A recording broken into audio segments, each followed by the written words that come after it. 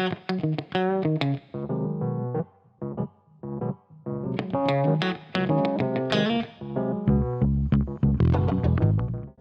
was bardzo serdecznie, mordeczki. Ja wiem, że już długi czas nie było żadnego odcinka z Broken Ranks. Nie tylko z Broken Ranks nie było odcinka, ponieważ byłem zarobiony. Aktualnie znalazłem trochę więcej czasu dla was. Ostatnio spotykam się z wieloma informacjami, zwłaszcza na moim streamie, że pojawiło się dużo nowych graczy Broken Ranks, a wy nie wiecie, co dokładnie robić ze sobą w tej grze. Dlatego na prośbę społeczności, która mnie ogląda, lub też gdzie cię ogląda, na Twitchu. Dlatego tutaj gdzieś na górze wyświetla się link. Prawdopodobnie tam nade mną na górze wyświetla się link do Twitcha. Zapraszam cię bardzo serdecznie. Po co? Po to, żeby się pośmiać, po to, żeby pooglądać, jak się gra w tą grę, nie tylko w tą grę, żeby zadać przede wszystkim pytanie, które cię nurtuje i uzyskać odpowiedź na żywo, na bieżąco. To też wiele pomaga, aby lepiej się grało. Dzisiejszy odcinek ma na celu przede wszystkim przedstawienie ci podstaw gry Broken Ranks. Dlatego zachęcam do uważnego oglądania, no i przede wszystkim do zostawienia swojej opinii w komentarzu, żeby dać mi feedback, co jeszcze powinienem nagrać i co jeszcze powinienem dopowiedzieć, że tak powiem. Dzisiejszy odcinek przede wszystkim podstawy interfejsu. Jak nosi tytuł, co robić na samym początku, tak mi się wydaje, do levela 50. Co robić, bo to też jest bardzo ważne, żeby nie latać w te, tylko konkretnie nastawić się na szybkie levelowanie, tudzież zarabianie pieniędzy, chociaż musicie o tym wiedzieć, że na początku nie jest to łatwe i w mojej opinii skalowanie pieniędzy względem levela jest jeszcze Broken Ranks nie do końca dopracowane. A więc tak, przejdźmy do rzeczy. Znajdujemy się w menu gry. Przede wszystkim tworzycie sobie postać, wybieracie sobie serwer. Jeżeli macie informację od znajomego, żebyście założyli sobie na danym serwerze i go tutaj nie widzicie, oczywiście musicie sobie wyciągnąć listę tych serwerów. Ja zapraszam bardzo serdecznie na Veskary. Jest to aktualnie serwer, na którym gram i w sumie jedyny serwer, na którym grałem tak dosyć, że tak powiem, na bieżąco, więc zapraszam na Veskary. Aktualnie dla zainteresowanych najnowszym serwerem jest serwer Kalor, który został, jak widzicie, napis serwer uruchomiony w 2026 roku. Tanar jest najstarszym serwerem, połączonym jeszcze z The Pride of Tern. No i wiadomo, Veskara to jest serwer połączony z Izinem, z Kadarinem i teraz jeszcze z tym wcześniejszym, co był, już nie pamiętam, jak to był, chyba Vardis, coś takiego. Powstała Veskara, także zapraszam was bardzo serdecznie na Veskarkę. No i jak już sobie tam stworzycie, tam wybierzecie postać, macie do wyboru barbarzyńcę, rycerza, maga ognia, voodoo, shida, łucznika i druida. Pokrótce, druid ma za zadanie leczyć drużynę i nie dopuścić do śmierci sojusznika. Łucznik ma za zadanie debuffować. Łucznik to jest debuffer głównie pod maga ognia. Shid ma za zadanie debuffować przeciwników, najlepszy debuffer pod barbarzyńcę. No i voodoo jest też głównym debufferem pod maga ognia, to też jest debuffer, ma za zadanie debuffować przeciwnika. Mag ognia, klasa bijąca, dystans głównie. Rycerz to jest osoba, która ma za zadanie bronić damage'a, czyli maga ognia bądź barbarzyńcę. No i barbarzyńca DPS na, że tak powiem, blisko. Trzeba sobie powiedzieć jasno, że wszystkie te klasy i tak finalnie, tak jest Broken Ranks stworzony, i tak finalnie są bijące. Dlatego jeżeli siedzisz tutaj przed wyborem i nie wiesz, co wziąć, ja polecam ci dwie opcje. No dobra, trzy maksymalnie. Druid, najcięższa postać do gry, jeżeli chodzi o mechanikę. Trzeba się naklikać, namyśleć i tak dalej, więc jeżeli chcesz sobie pochillować, na pewno druida nie bierz. Łucznik to jest jeden z lepszych wyborów. Dlaczego? Dlatego, że jest to dystans, są to obrażenia fizyczne, więc z automatu przyspieszasz sobie bitwę, bo niestety musisz wiedzieć, albo niestety, że w Broken Ranks jest takie coś jak strefy ataku. Mamy strefę mentalną, dystansową, mamy strefę fizyczną, czyli na blisko, i mamy strefę obszarową, ale to już jest taka mniej ważna strefa. I teraz jeżeli chodzi o te strefy, to musisz wiedzieć, że ostatnią strefą ataku jest strefa fizyczna, czyli wszystkie ataki najpierw muszą przelecieć, żebyś ty mógł zaatakować. Czyli najpierw zaatakuje dystans, obszar i tak dalej. Mental jest na przykład pierwszą strefą ataku, więc z automatu wiesz, że WD-kiem będziesz wszystko robił najszybciej. Druidem wbrew pozorom też, aczkolwiek druid mówię, że jest jednak trudniejszą klasą do gry na pewno niż Voodoo. Więc mamy jeszcze klasę Shida. Wszystkie klasy są bijące, to musimy sobie powiedzieć, jedne później, drugie wcześniej, ale są bijące dosyć mocno, na przykład taki Shid też bardzo potężne obrażenia, bo wszystko się jednak zmienia, jeżeli zrobisz sobie takiego epika V2, ale o tym nie będziemy mówić. Shida nie polecam, chyba że jesteś cierpliwy, no bo jednak mówię, jest to ostatnia strefa ataku, ta fizyczna, więc no nie polecam. V-Deck, pierwsza strefa ataku, kolosalne obrażenia, super umiejętność. Super, ja to nazywam super jego umiejętnością, bo ma takie coś jak ukazanie w rundę, czyli zabicie przeciwnika, że tak powiem, jednym strzałem, ale o tym nie będziemy mówić. Może kiedyś odcinek z omówienia V-Decka i jakiegoś tam buildu na niego zobaczymy. Mag ognia, oczywiście, jak najbardziej polecam dystans, strefa ataku DPS. No rycerz wiadomo, nie polecam i barbarzyńca też nie polecam, bo ostatnia strefa ataku, więc finalnie podsumowując, jeżeli miałbym ci doradzić, weź łuka, bądź V-Decka, bądź maga ognia. Ja aktualnie, jak się pewnie domyślasz, gram magiem ognia, więc na pewno chciałbym zrobić sobie V-Decka jako drugą postać, bądź jeżeli mógłbym zamienić nawet, to nie grałbym magiem ognia, tylko grałbym V-Deckiem, bo mogę mieć takie samo obrażenie podobne jak na magu ognia, a pierwszą strefę ataku. Więc tak to wygląda. Łuk, Voodoo albo mag ognia to są klasy, które ja polecam. Przejdziemy sobie teraz. Dobrze. Jeżeli już wybrałeś swoją postać, mam nadzieję, że zrobiłeś tutorial, żeby być jednak zaznajomionym mniej więcej z grą. Przedstawiając Ci interfejs pokrótce, muszę Ci powiedzieć, bo spotkałem się z takimi dziwnymi pytaniami od moich znajomków, których tam wdrożyłem w grę, że na przykład, jeżeli chciałbyś sobie schować ten czat w lewym górnym rogu, to wystarczy go kliknąć. Masz jeszcze opcję otwarcia innych czatów, masz jeszcze opcję otwarcia sobie ustawień tego czatu i zmiany tła. Tutaj jak widzicie, przeźroczystość tego tła, jak sobie odpalicie, to się zmienia tam przeźroczystość tego tła. Możecie sobie zmienić czcionkę, jeżeli tam macie gorszy wzrok, autoukrywanie, pokazywanie profesji, dźwięk PW, czyli tam będzie taki plum, jak ktoś do was napisze. Możecie sobie ukryć te czaty, które was nie interesują, na przykład dla nowicjuszy, macie X. Jeżeli dacie oczko, to jeżeli ktoś coś na danym czacie napisze, to będzie wam się tam wyświetlała kontrolka taka na czerwono, że coś zostało na przykład napisane. Więc tak, o widzicie, teraz sobie dałem na wyprawowym i mi się świeci dwójeczka, że tam już 2 wiadomości wleciały. Także tak to wygląda. No i jeszcze dla tych, co tam potrzebują, możecie sobie cyk, cyk, cyk, jak tam wam potrzebne, możecie sobie mieć czat tutaj, możecie sobie, nie wiem, to zminimalizować do takiego stopnia i na przykład mieć go tutaj. No, tu akurat dowolność jest z czatem. Tutaj oczywiście macie swój ekwipunek, tu macie swoje umiejętności specjalne, ogólne, pasywne, taktyki, nasycenia, ale skupcie się na taktyczka, żeby sobie ustawić. Od razu wam powiem, że taktyki sobie podczas walki, nawet tutaj wybieracie na klawiaturze 1, 2, 3, 4, bo tylko 4 są dostępne taktyki aktualnie w Broken Ranks, więc to jest o tyle plus, że możecie sobie szybko taktyki przełączać tam klawiaturą, może nie numeryczną, ale na pewno tam na górze klawiatury numerkami na spokojnie możecie sobie to przełączać. Pasywnych, nawet nie patrzcie na to, nie będziecie tego używać. Ogólne też nie będziecie używać. Specjalne użyjecie tam, ale skupcie się na klasowych. Musicie pamiętać, że jeżeli sobie źle coś rozdacie, to zawsze możecie sobie zrobić reset. Czy to za platynę, czy to za żetony, które można kupić w sklepie. Do każdych umiejętności klasowych, czy innych możecie sobie ustawić presety. Każdy preset kosztuje 1000 platyny, ale 2 dostajecie na start i możecie sobie je ustawić i zapisać. Więc dosyć fajna sprawa, weszło to wbrew pozorom niedawno. Macie takie coś jak statystyki postaci, czyli statystyki główne, do tego je też możecie zresetować i do nich też macie presety. 2 na start, no i oczywiście 1000 platy, żeby sobie dokupić kolejne. Statystyki PvP i frakcje, osiągnięcia, czyli wszystkie ubite bossy.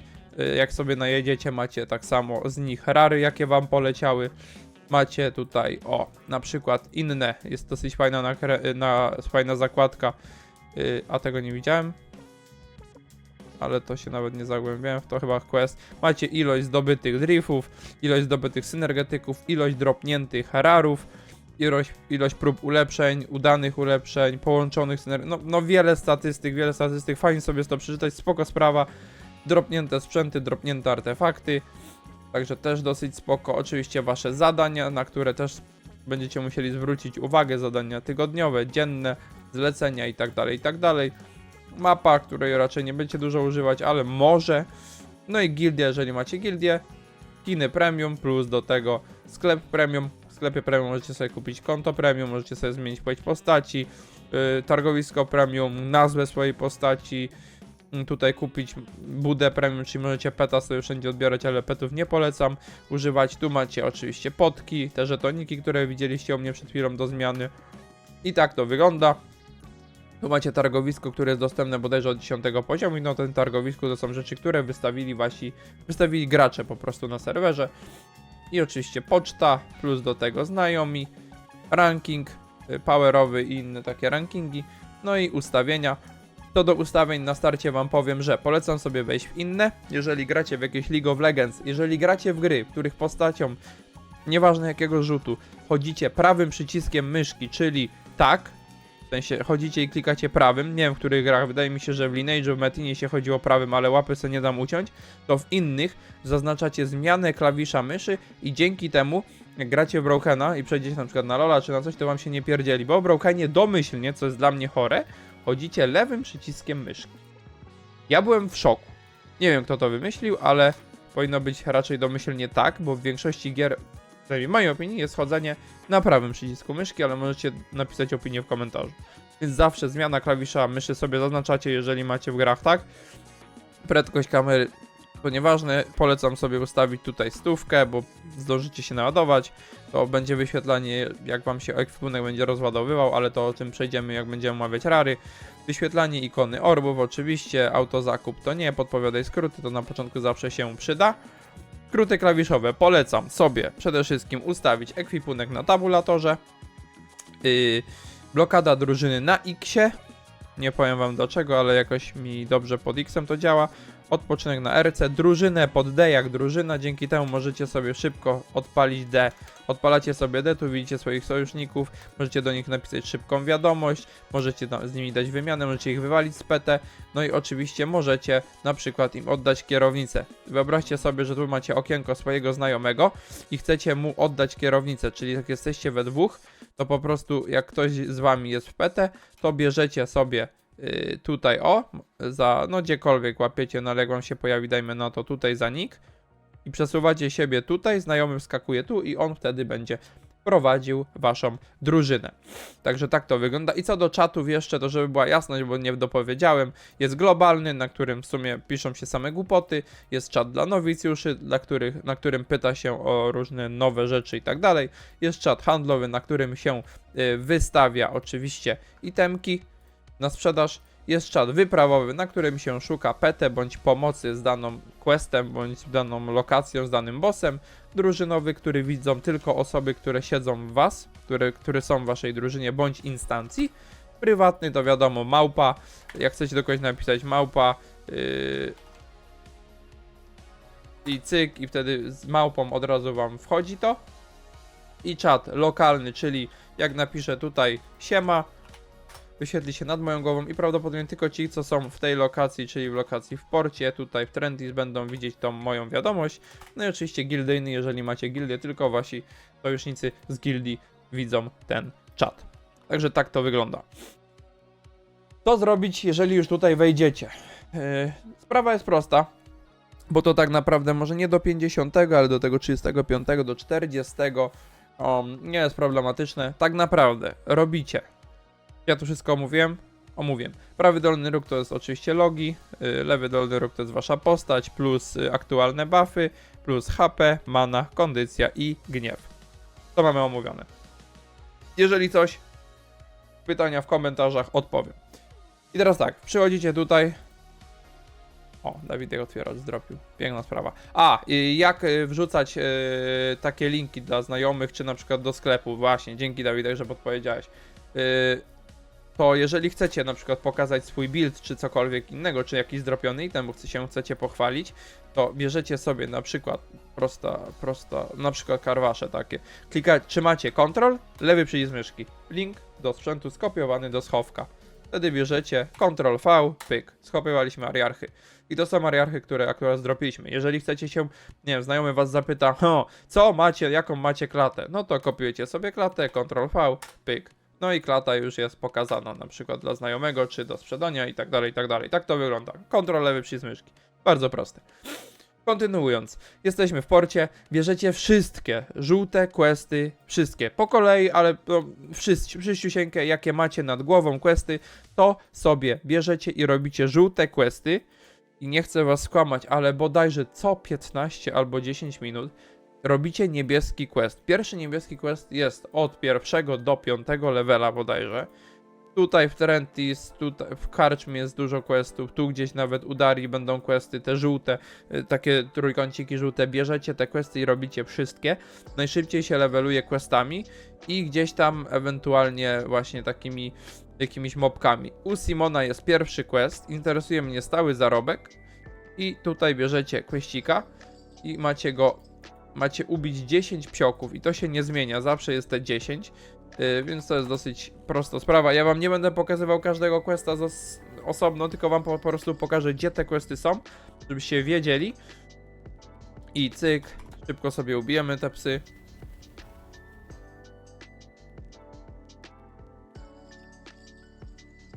Pyk. I co do jakiegoś buildu i tak dalej na początku, musicie pamiętać, że tu jest prosty podział postaci. Są postacie fizyczne i są postacie magiczne. I w 90% przypadków fizyczne będą nosiły na fizyczne te same itemy, bo nie ma jakoś tam różnorodności dużej w itemach, ba nawet itemy epickie są jeden item dla każdej klasy, więc nie ma takiego czegoś, że wy będziecie musieli, no co ja mam założyć i tak dalej. Tak naprawdę wszyscy w tej grze noszą te same itemy, tylko że fizyczne noszą dla fizycznych, a magiczne, przepraszam, noszą dla magicznych. No jak już zrobiliście tego questa, oddajecie go i to jest co 15 minut, tak jak mówiłem. I co 15 minut przychodzicie tutaj robić tego questa.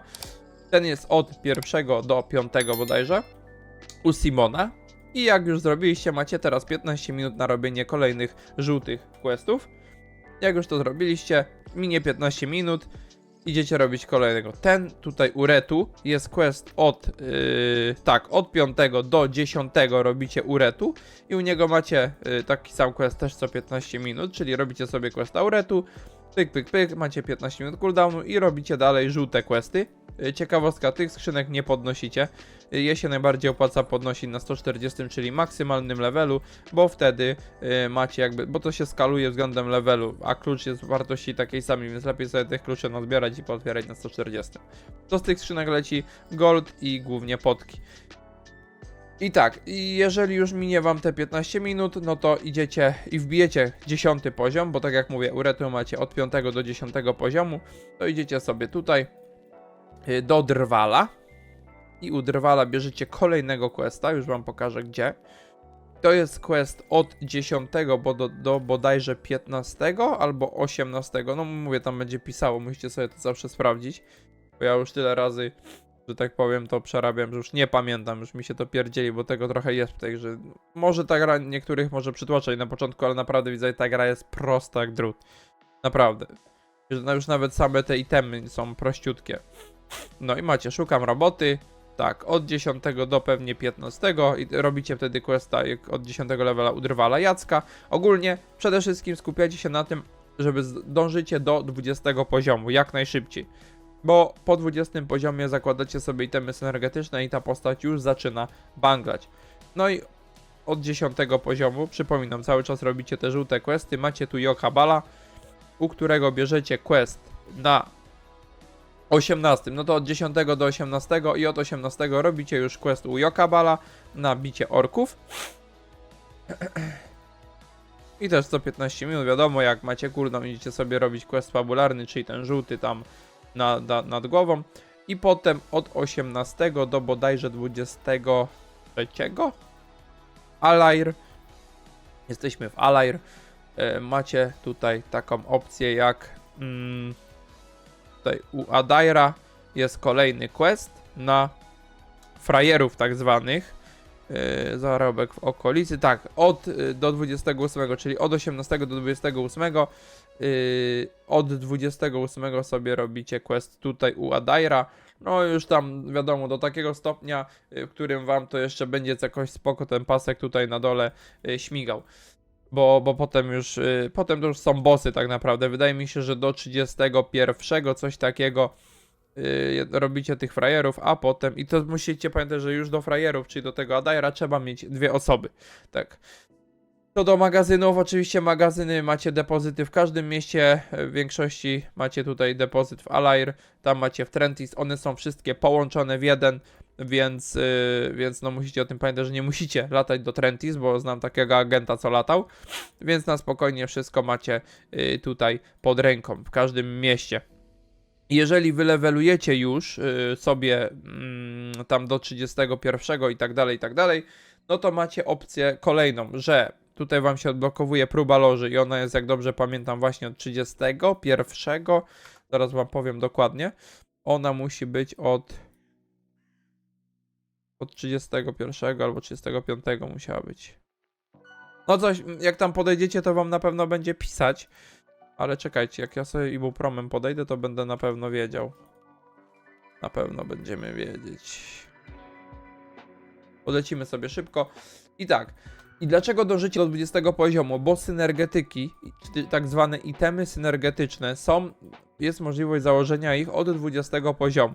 To są, bo macie w tej grze macie takie coś jak 4 rodzaje sprzętu. Macie itemy białe, macie itemy właśnie synergetyczne, macie itemy rarowe, czyli niebieskie, i macie itemy epickie, czyli epiki, czyli żółte, i epiki to są broń dla każdej klasy. Ich za wiele nie ma, bo wiecie ile jest klas, tak? Rycerz, druid, shit, voodoo, mag ognia, barbarzyńca i chyba łuk. Skoro wspomniałem wszystko. No, więc epików nie ma za dużo, rarów jest o wiele więcej, czyli idąc z automatu, białe itemy są najgorsze, potem macie... już wam powiem od którego levela. 35. Od 35 macie wejście już na arenki, które też wam dają bardzo dużo. I od 20 poziomu wchodzicie sobie tutaj, ustawiacie sobie filtr na itemy synergetyczne, pyk, i sobie bierzecie oczywiście number 2, przepraszam, bo to jest od 20, i sobie lecicie po kolei. Przypuśćmy, wybraliście klasę, nie wiem, voodoo, czyli sobie oznaczacie to postać fizyczną, aczkolwiek cyk i pierwszy ekwipunek musicie kupić na siebie. I macie na przykład zbroję, cyk, magiczna zbroja, mamy, siła, zręczność to nie, ale tutaj w ogóle coś się zepsuło w tym całym, no dobra, zepsuło się. No to musicie zwrócić uwagę, bo widzę, że jest zepsute. No, jest zepsute. Nie wiem dlaczego tak jest, ale nie działa, więc musicie patrzeć uważnie. Kupujecie sobie moc wiedzę na siebie. Tutaj będzie Alawa w zbrojach, na 20 oczywiście. Pyk, jest 20, potem hełmy, Sildus jest akurat moc wiedza. Musicie pamiętać, że postacie fizyczne są pod siła zręczność, postacie magiczne są pod moc wiedza. Hełmy, buty, moc wiedza, spodnie, moc wiedza i oczywiście peleryny, moc wiedza. O, to był właśnie dźwięk prywatnej wiadomości. Pasy, moc wiedza i rękawice, moc wiedza. Karwasze, moc wiedza. No i oczywiście, żebyście nie zapomnieli, pierścienie, moc wiedza. Amulety, moc wiedza. Tyk. No i musicie pamiętać, że pierścionki macie 2, no nie? I jak już sobie to kupicie, bierzecie sobie tą EQ na 20 i lecicie sobie do ISY, żeby naprawić sobie EQ, bo EQ musi być oczywiście tutaj naprawa, tu wrzucacie te itemy i naprawiacie. Z ważnych informacji, tak się bawicie na pewno do 20 levela, tak wam czas poleci i potem to wszystko, co wam powiedziałem, do 50 na spokojnie wam powinno starczyć, a po 50 no bossy. Głównie bossy, moi drodzy. V1, Duch Zamku, marionetka już nie. V1, Duch Zamku, Heurokratos, Fiodor. Takie rzeczy. Więc tak to wygląda, jeżeli chodzi o leveling. I to chyba tyle na dzisiejszy odcinek z takich najważniejszych rzeczy. Przed nami jeszcze oczywiście omówienie sklepu, bo to na pewno jest w planach do nagrania. Omówienie driftów, ale no póki jesteśmy na synergetykach, no to załóżmy, że mamy ten 50 level bądź wyżej i synergetyków, lecicie na samych synergetykach, Jeżeli macie jakieś pytania, zostawcie je w komentarzu, oczywiście zostawcie łapkę w górę, żebym wiedział, że poradnik wam się przydał i warto jest robić kolejne. I tak jak mówię, zapraszam na streamy na Twitchu, które się wyświetlają tam, najczęściej poniedziałki, środy, piątki i weekendy. Mam nadzieję, że wam pomogłem. Przypominam, feedback w komentarzu, nagrywamy kolejny odcinek, który wam jest potrzebny. Życzę wam oczywiście dropika, trzymajcie się, na razie.